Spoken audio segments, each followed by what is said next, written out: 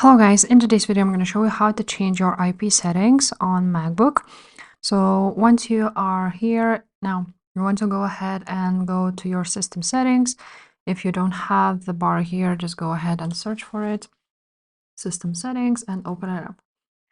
Now, once you are here, you want to go ahead and scroll until you see network and go ahead to the Wi-Fi section. And now here you have your Wi-Fi section, and where you are connected, you just basically need to click on details. Now you will see all of these bars, and here's your IP address and router address.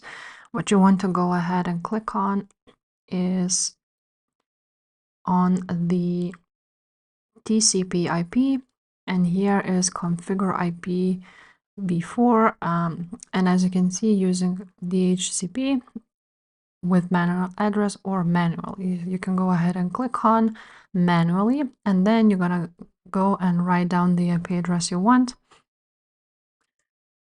Now, if you only want to go ahead and change DNS servers, you want to go ahead here on DNS and add those servers as you wish, and then click OK.